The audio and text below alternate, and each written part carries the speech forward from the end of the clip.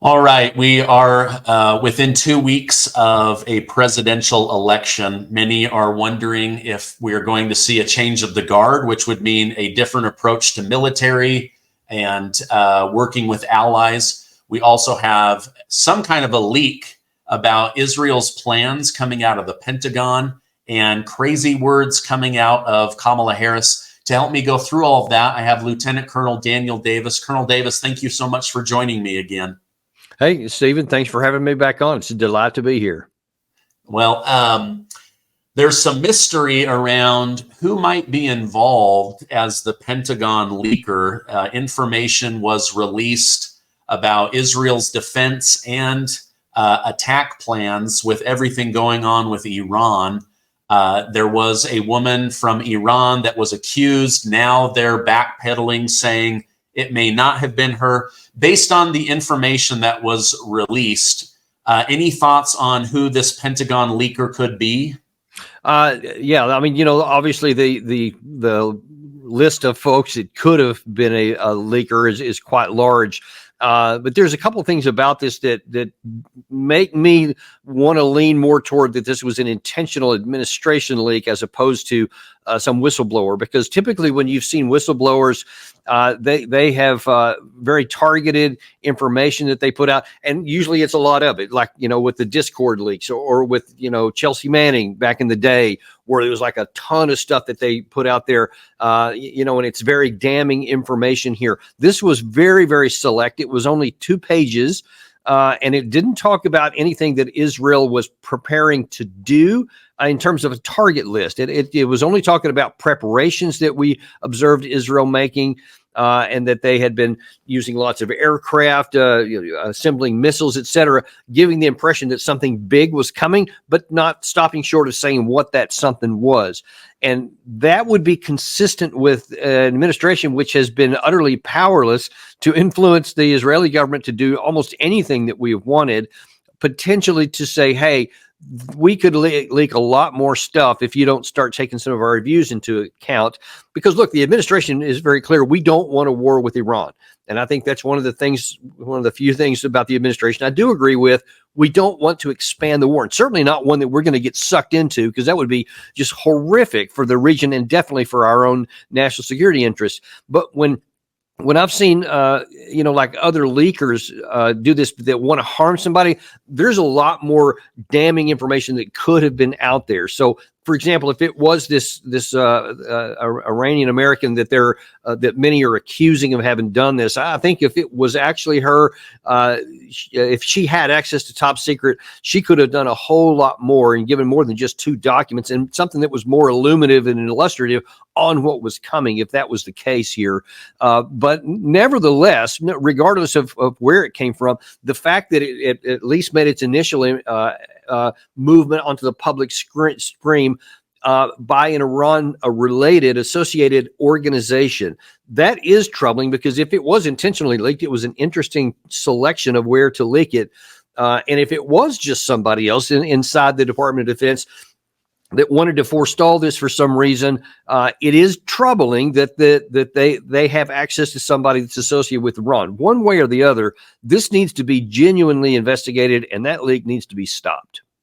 Yeah, you make a good point. It wasn't like this was leaked to the New York Times or some kind of domestic mainstream media. This was overseas. And you make a really great point about the positioning of the current administration. They don't want a major bloody attack right before the election. They don't want, the appearance of not having things under control with Israel and Iran. They don't want fear in the heart of the American people as they're voting. But I do agree with you. If it was them, I think they are trying to stop the expansion of this war, because, it's one thing that Trump and Biden seem to be on the same page with, is not letting this thing expand, although I do think Trump will be a little bit more pro-Israel than Biden. I appreciate your insight on that. What are your thoughts about the threat level of the Iran, Israel, Hezbollah situation? this war continues to rage. Israel has quite strategically taken out several Hamas leaders now and Hezbollah leaders. Iran is not terribly happy about it.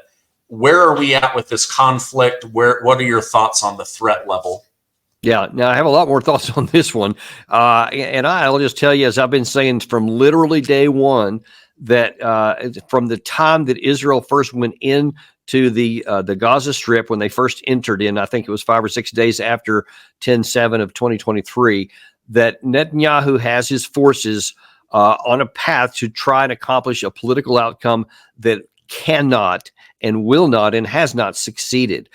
He has bitten off way more than he can chew. I argue that obviously what happened on 10/7 was a violation of every moral code known to man, and that Israel was within its rights to go and hold accountable those terrorists that took action against him on October 7th. But you also have to be smart about what you're doing, and you also can't violate international law in the process of doing it. And I think it's pretty clear that Israel has been violating a lot of the rules of international lawfare or warfare.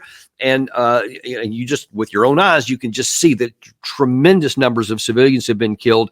And long ago did we pass the point to where we can claim, oh, well, this was just because Hamas was hiding in a place where there were civilians and they were using them as a shield. I'm sure that happened in some cases, but you can see that this is a methodical plan to eliminate the possibility of life to exist in the Gaza Strip. And even though Israel has taken out a number of leaders, these organizations are designed to be able to handle loss of the senior leadership because they expect to be hit at some degree. And you've seen it. I mean, whether we're talking about Zarqawi, the Al-Qaeda in Iraq that was killed in 2005, they took him out and the organization just morphed into ISIS. And then we took out al-Baghdadi, who from ISIS, they simply replaced him. Osama bin Laden, the al-Zawahiri. Every time we kill somebody, just another one rises in its place. Now we've taken out Hezbollah leader Hassan Nasrallah, and he got replaced. That guy got killed. Another one took his place. And yet you see on the ground, it has had no impact at all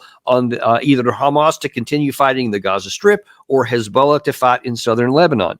So these organizations are not going to be taken out because you kill a certain leader. And until someone wants to address the underlying causes of why these resistance movements arose in the first place, killing a whole bunch of people is only going to exacerbate the problem. And that's why I've been saying, and I'm a big, huge fan of the Israeli people and want them to have peace. But the way they're going about it right now is now they've expanded into, as they describe themselves, a 7-front war. They don't have a military that can defeat a 7-front war. And it's important, even though you have a lot of power, you have to use it in ways that has military attainable objectives that are tied to a political outcome that can be achieved at a time and in a place and at a cost that's beneficial to you. But if you launch off in something, however righteous you may say your cause is, but it's militarily unattainable, then all you've done is create more enemies for yourself and create things that all they can do is perpetuate. You can't. How are they going to bring to an end the fight that they've got with the Houthis in Yemen? How are they going to bring to an end the fight with Hamas, unless they're calling it Hamas, but it's really anyone who's opposing them now, without killing everyone or wiping them out of the Gaza Strip? And especially now in Hezbollah, against the Hezbollah side in southern Lebanon, that's kind of the worst one because that is a huge, huge military task that has now been engaged in. And of course, we're potentially days away from finding out what Israel is going to do in response to the last October 1st strike from Iran. And that could expand it even more by, going into an all-out war with Iran and Israel. And Israel doesn't have a military that can handle that many fronts of a war. They don't have the personnel. They don't have the equipment. They don't have the ammunition. And unless their intent, as many people I've had on my show recently have argued, that Netanyahu wants to draw the United States in, that's a bad move for us too, because it's unwinnable for us as well. This needs to be brought to an end. And that means through diplomacy, you have to take and give. Nobody gets everything that they want. And enough power doesn't even exist to get everything that Israel wants, which is to Eliminate the Hamas problem, eliminate the Hezbollah power problem, and eliminate the Iranian problem. Those are aspirations. You just can't get there militarily. And if they keep trying, they're eventually going to bring fire on top of Israel that they can't handle. Even this Iron Dome or David Sling or all these other THAAD system that we provided, that's not going to stop if they get into an all-out real missile war with Iran. So I am really, really worried about what could be coming next. Yeah, I've always felt like this had a greater chance of expansion than the Russia-Ukraine war. You know, many people say, "Oh, Putin, you know, he's going to go after Poland next and Romania and other things." I don't know that I see that expansion, but I do see this expansion with Israel and Hamas. So there's a lot to bite off. So let's just go back to the first one. Do you see, or do your guests that come on with military experience, do you see Israel as trying to, I guess, liberate the people of Gaza from Hamas by taking out Hamas leaders? Or at this point, do you see them as just, you know, carpet bombing and wiping out the whole area? What are your thoughts? There's definitely not trying to liberate anybody in Gaza, in the Gaza Strip. In fact, when you look at lots of not just Netanyahu, but many in his government, many regular Israelis, many in the IDF itself, there is a strong desire to get rid of all of the Palestinians, all of them. And when you look at some people, they've been asking. I've seen some documentaries recently, not putting words into anybody's mouth, but the Israelis themselves openly saying things in public, videos that they provide, interviews that they've given some of these interviewers on some of these documentaries, where they say they have no sympathy for the Palestinian people. Children, women, doesn't make any difference.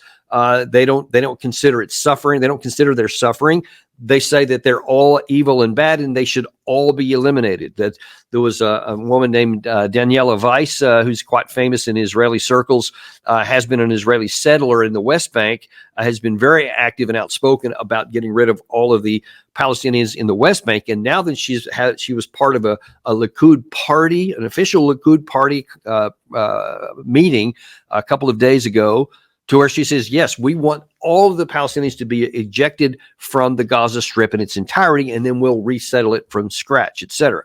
So it used to be a fringe that talked about that, but now that it's starting to grow and it's been in the middle. So look, it's a hard truth and hard for many Americans to hear, because we've had nothing but good feelings about Israel for most of our lives entirely, certainly since 1948. And this is just something that does not comport with American stated values and morals. And it certainly is not in any kind of legal sense possible to physically eradicate an entire people group from an area. That's ethnic cleansing in its purest form. But that is what some are trying to do. But no matter whether that's the official policy or not, and Netanyahu officially claimed to the Secretary of State Blinken just 2 days ago, he claimed that he told him that that's not what they're trying to do. But when you look on the ground and you see that they are methodically destroying the infrastructure of the city, all the cities, and that now they're literally moving all the people out of the northern part of Gaza, all of them.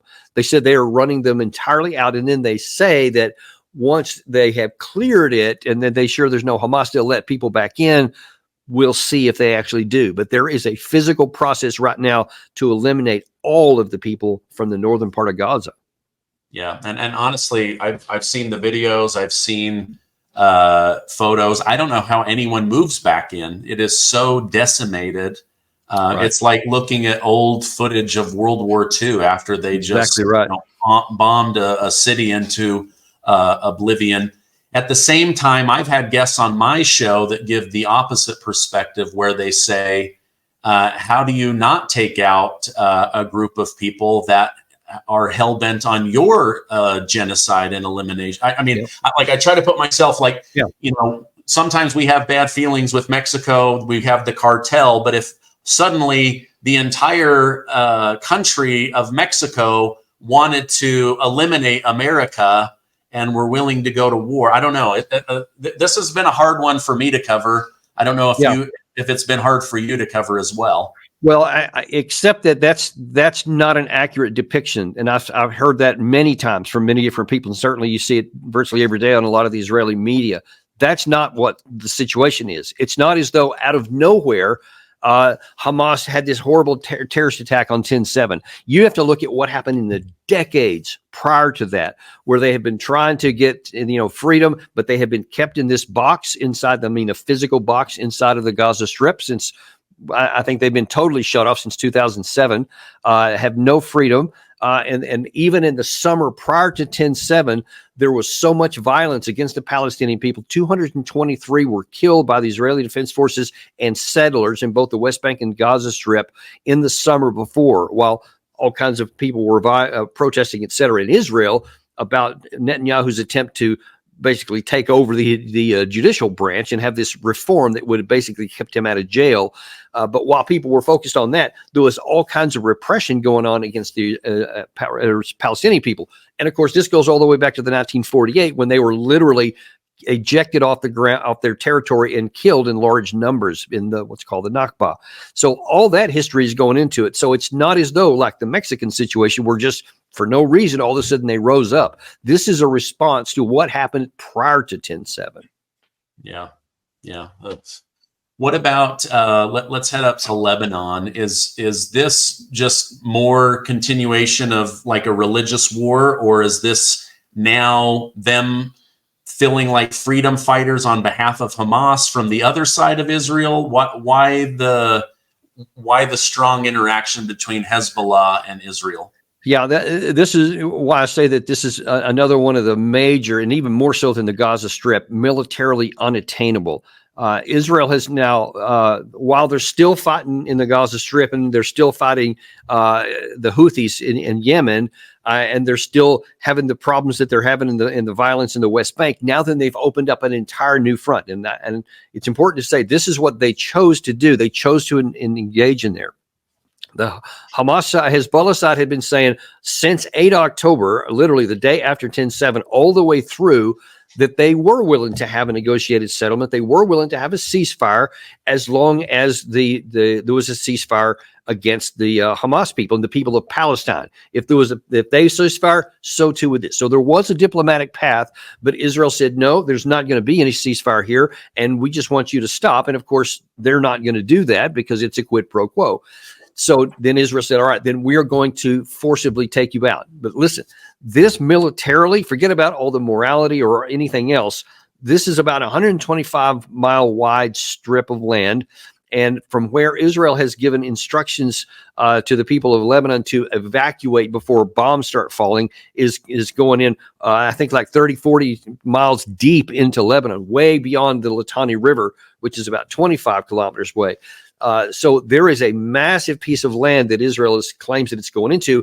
And as I put on my show earlier this afternoon, Yoav Gallant, the defense minister, went to the area where they're conducting some of these operations and said they plan on destroying everything. And they're going to wipe everything out and push all of them back until they can no longer threaten Israel. And he said, we will destroy them all.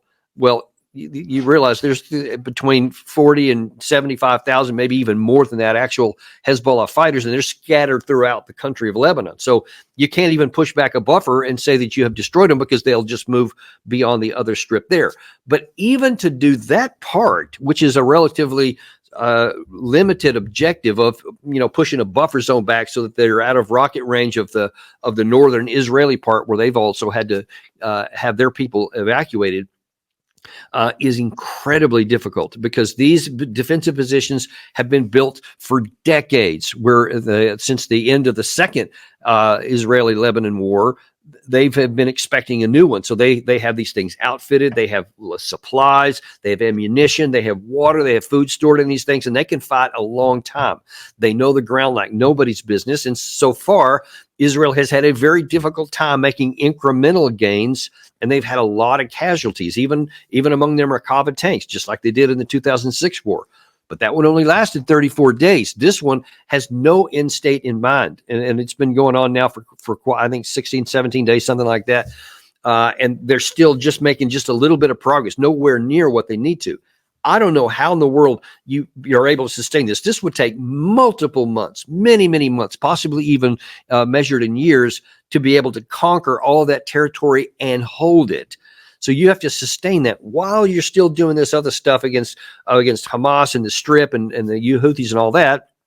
And now then you're talking about you could be days or possibly even hours away from opening a new front against Iran. And that's just too big of a bite for any military of that size to be able to fight. And they could get into a situation to where they all of a sudden find themselves unable to defend themselves. Israel could suffer egregiously.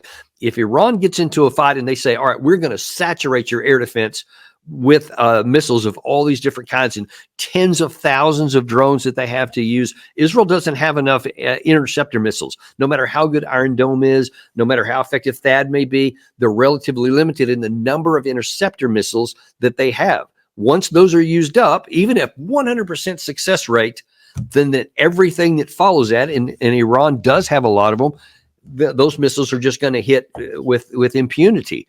And the damage could be catastrophic for Israel.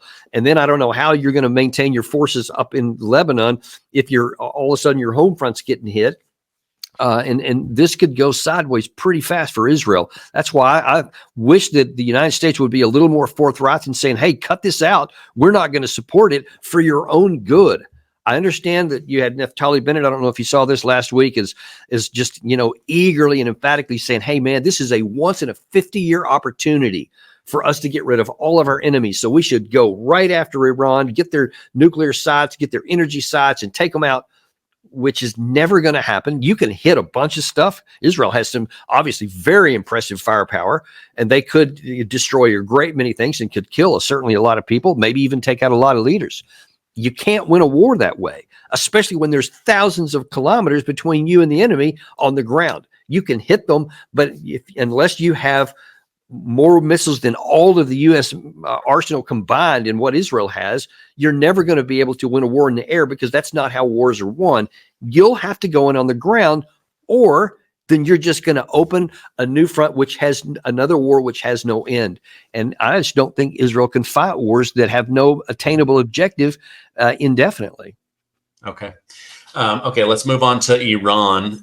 Iran geographically is the furthest from Israel, but they also have the most money, the most population, the greatest reach. So are you anticipating that they're just going to continue to trade long-range missiles until Israel's Iron Dome is empty and the United States runs out of manufacturing and production to keep Israel safe? Well, I mean, it would happen long before that. We don't have the industrial capacity right now to even maintain the rate of weapons that are being used in the Red Sea against the Houthis, in Israel against its multiple enemies there, and the North Koreans, the Ukrainians in their war against Russia. We're already beyond what we can support there, and our industrial capacity, it would take a wartime mobilization type operation like the Russians did about a year and a half ago, so that a year and a half from now, then you would be able to produce enough weapons in that category. I don't think anybody in America is going to say, yes, let's go on a wartime footing so that we can have a war in a year and a half from now. So that means that you're left with what you got now. And so we don't have enough right now. And Iran does not want a war. Let's be clear on that. They've been doing everything they can to avoid any of these big escalation ladders going up. And they have been not afraid to say so. But they're at the last point now after this last round where they said, if we get hit again, and especially if it's what Israel says, which it's going to be lethal and painful and surprising, then they may finally actually choose to hit something in Israel. And then that's when you start, now that I don't know how anybody gets off that ladder. But look, we also got to understand there are other things involved here than just Israel and Iran. So Israel is saying, and Naftali Bennett has also said, let's take out their leadership. Let's kill all the mullahs and end their regime. Benjamin Netanyahu said the same. But you have one of the biggest suppliers or receivers of Iranian oil is China. So China gets around 1.5 million barrels a day. they are not going to just passively sit by and let someone kill the regime there that's giving them oil. And the Russians, of course, they get all kinds of drone support and other kinds of support militarily from Iran, and they have in military relations. They're not going to allow Iran to just be destroyed and sit by and be passively. So there's additional factors that are involved here. And then on top of all of that, you have, of course, Iran has control over the Strait of Hormuz, where like 20% of the global production of oil transits on a daily basis. They could shut that down, which would just be catastrophic for the entire global energy system, ergo the entire American economic system, because we're not immune to the spike in the price of oil, which could be shut down for quite a long time. So there's a lot of cards that Iran could play. So there's many rungs up that escalation ladder, and they're all bad for us. We should not even go on the next one, much less 2 or 3 down the road, because that's when we could end up in a war, which could easily expand all too easily into a regional war. Okay. I don't want to live in an echo chamber, even though, my channel is very Donald Trump positive. If Donald Trump gets into office, he has said, I support Israel, but I want this war over. It cannot continue. Do you see him taking a different diplomatic and pressure position than the Biden administration when it comes to Israel and Russia? Yeah, I do. And I think one of the reasons why he's been so emphatic about saying, yeah, Israel should do whatever they want. He said a week or two ago that, yeah, they should hit the nuclear sites and then figure out what happens later, which I just kind of cringed about because it's a terrible advice to give. But I think that a lot of that is because, of the electoral realities.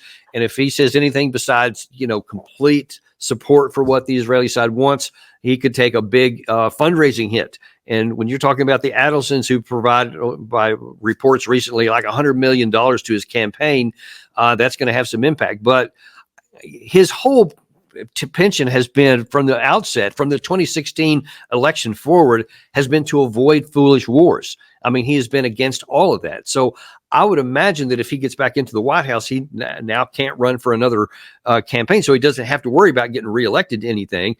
He would be in a much stronger position to go, okay, yeah, I'm not going to do anything stupid. And hopefully he could even make the argument that, listen, I'm for you guys. I'm on your side here, but you can't do what you're doing here unless we fight a war with you. And even if we did, I'm arguing that even wouldn't work. We still couldn't win that war. And so Trump would say, hey, we're not going to do that. And you don't want us to try because that would be bad for both of us. So I'm going to put the brakes on this one. And let's start doing things to keep you safe and secure and get things back into some kind of stability. I would hope that that's what he would do if he actually gets back in the White House. Well, from previous comments, he sure comes off as anti-death. And so I do That's think a good trait to have in a commander-in-chief, let me tell you. Yeah, I think he believes in defense, offense when necessary, but defense at all times, and avoid the killing, avoid the wars. I mean, this is the man that miraculously put the Abraham Accords together. I think he would like to see those go back together. So it will be really interesting to see if he gets into office, the different approach than the Biden administration. Colonel, I want to thank you for coming on. I know that this has been a hard one for me to cover just because there's a lot of emotion. There's religious ideas. There's economic ideas. There's a history between Jews and Muslims that goes back longer than any of us. And so it has been a difficult one, at least admittedly, for me to cover. But it is, no doubt. In our final minutes together, I wanted to know if you could clarify something.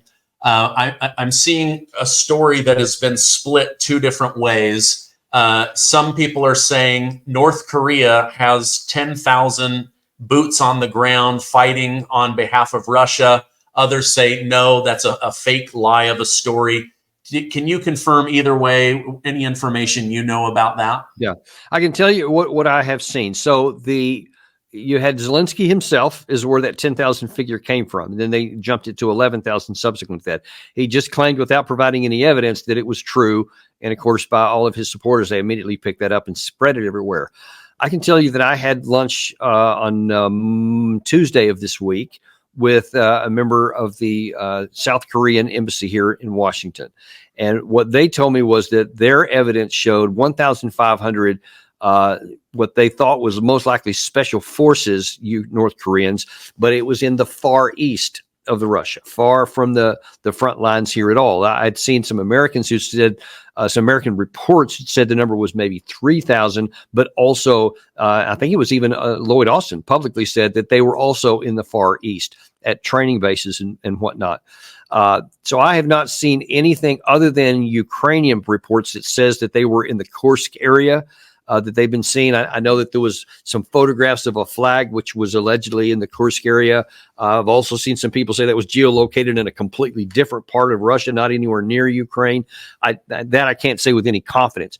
But what I can say that from what I have seen, one of two things could be going on. Actually, one of several. Kim Jong-un could have said, listen, I'm giving you guys apparently millions of artillery shells of 152 and 122 caliber and all kinds of other stuff. There's 13,000 containers of some kind of support that have gone. Intelligence can see these container ships leave, but they don't know what's inside of them.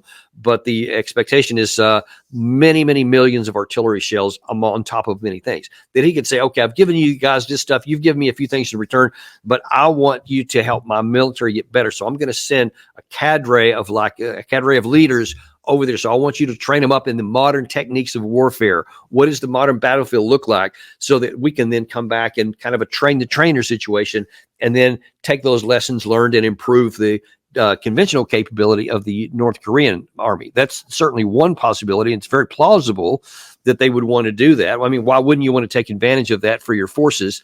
Or it could be, all right, this is like an advanced party, so to speak. So let's say that there was some agreement in that someday, multiple divisions or a core size element of North Koreans is going to be sent to Russia to help them fight or something like that. You would want to start off with a cadre of advanced party people that could, kind of get the groundwork preparation, figure out how Russian commands work, because you'd have to be interoperable, et cetera. And then they do that, and then they would bring the troops over later. And then you might see them move in the direction of the front line. We don't know. It's too early to be able to say which of those things it is. Obviously, both sides are in Russia and in North Korea are denying it completely, say, no, there's no truth to it. So they're not giving any information about it. So we just have to watch and see what we can see with actual satellite imagery, et cetera, and video footage that may occur. But so far, you can't make any determinations from what's going on, other than it's a relatively small number. And even if it was 10,000, like Zelensky said, that's a drop in the bucket. Russia itself has around, depending on who you want to look at, between 600,000 and 800,000 troops inside of Ukraine right now. So 10,000 on top of that is really pretty minor. It's barely one division worth of combat power, and it's not going to make any difference anywhere. So a lot of people want to say, oh, well, this just shows how desperate Russia is, and they're, trying to get people from everywhere. I don't see any evidence of that. In fact, I've actually had on our show again a UK guy actually who volunteered to fight on the Russian side and had just come off the front line and was saying, he said, listen, at least from my perspective, and he was in the Kupiansk area, which is in the northern part of the Eastern Front. He said, we don't have any shortage of guys. There's plenty of people. We got plenty of ammunition and weapons and everything else.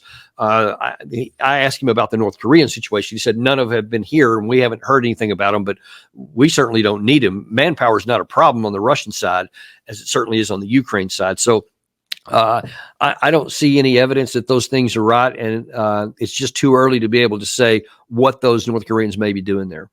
Okay. Yeah, my gut told me that maybe Zelensky was inflating something. He's sadly desperate for money and weapons and not wanting this war to end, but hopefully it will. Colonel Davis, thank you so much for coming on. If people want to follow you online, where can I recommend they go? Just send them to YouTube and type in Daniel Davis Deep Dive, and you will find us right there. And would be delighted to have anybody come and look at our channel.